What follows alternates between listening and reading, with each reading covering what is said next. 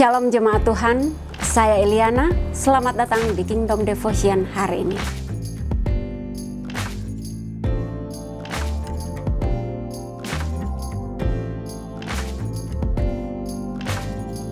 Jemaat yang kekasih, yang akan menjadi ayat renungan kita di hari ini, saya ambil dari kitab Hosea pasal 3 ayat 1 dan 2. Demikianlah firman Tuhan. Berfirmanlah Tuhan kepadaku, pergilah lagi, cintailah perempuan yang suka bersundal dan bersinah, seperti Tuhan juga mencintai orang Israel, sekalipun mereka berpaling kepada allah-allah lain dan menyukai kue kismis. Lalu aku membeli dia bagiku dengan bayaran 15 sikal perak dan 1,5 homer jelai. Jemaat Tuhan yang kekasih, yang menjadi tema dari bacaan kita hari ini adalah kasih, yaitu tentang mengasihi yang sulit untuk dikasihi. Setelah saya membaca firman Tuhan ini, ada satu pertanyaan yang timbul dalam pikiran. Pertanyaannya adalah, apakah mudah atau sulit ketika kita diminta untuk mengasihi atau menyayangi seseorang? Dan mungkin jawabannya ialah tergantung orangnya baik atau jahat. Dan setiap kita pasti punya jawaban yang berbeda.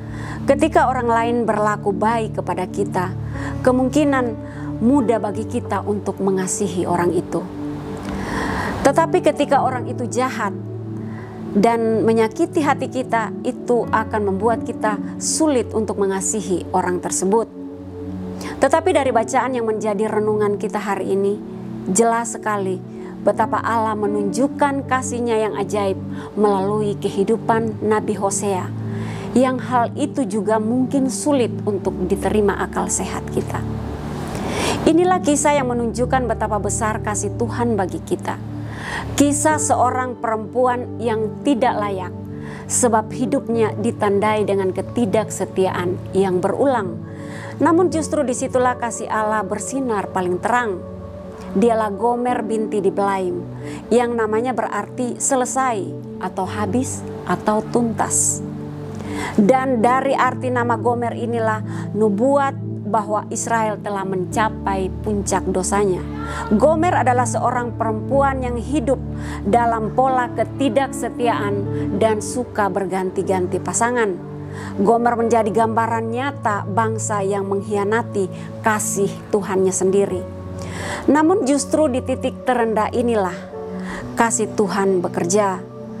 Nabi Hosea diperintahkan Tuhan untuk pergi lagi dan mencintai perempuan yang bersundal dan bersinah, yaitu Gomer, yang di pasal 1 ayat 2 pada kitab Hosea ini telah disuruh oleh Tuhan untuk menikahinya. Dan dari pernikahan ini ia memiliki 3 orang anak dengan nama-nama yang memiliki makna penuh penghakiman. Setelah memiliki anak, Gomer malah meninggalkan Hosea dan mengejar kekasih-kekasihnya dan kembali ke rumah pelacuran. Tetapi Tuhan tidak berhenti sampai di sana. Ia memerintahkan Hosea untuk menebus kembali Gomer dengan harga mahal. Tindakan penebusan ini melukiskan kasih karunia Tuhan yang murni kepada manusia. Gomer tidak bertobat terlebih dahulu, tidak ada syarat, tidak ada negosiasi. Namun Hosea tetap menebusnya dengan harga yang mahal. Persis seperti Allah yang telah menebus kita umatnya ketika kita masih berdosa. Saudaraku yang kekasih, Gomer juga adalah gambaran dari kita semua yang sering tidak setia dan layak untuk dibuang. Namun kasih Tuhan lebih besar. Dia rela membayar harga untuk menebus kita dengan mencurahkan darahnya di atas kayu salib. Bukan karena kita layak, melainkan karena Ia setia pada kasih-Nya. Jadi saudara-saudaraku yang kekasih, marilah kita meresponi kasih Allah bagi kita dengan cara mengasihi orang lain tanpa melihat status. Dan kita harus benar-benar mengasihi orang lain dengan tulus. Dan juga orang-orang yang dianggap dunia tidak layak untuk dikasihi. Terkadang Allah mengizinkan orang lain hadir dalam hidup kita, tapi orang itu malah jahat kepada kita dan menyakiti hati kita.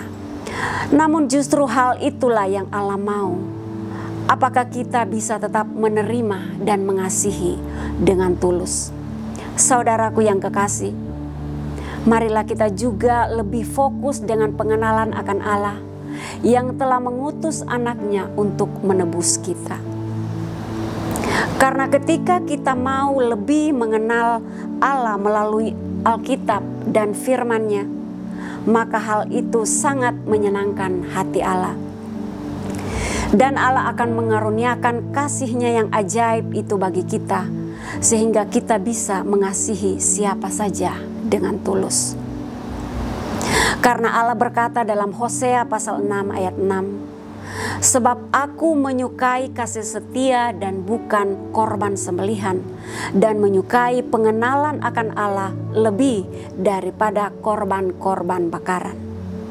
Amin. Mari kita berdoa. Bapa yang baik, yang selalu mengasihi kami, ajari kami dan tetap teguhkan hati kami untuk tetap mengasihi-Mu dan mengasihi sesama. Karena Engkaulah yang besar dan berkuasa atas kami. Kasih-Mu tak terbatas oleh ruang dan waktu. Ampuni kami dan sucikan hati kami, agar hidup kami boleh memancarkan kasih Allah. Amin.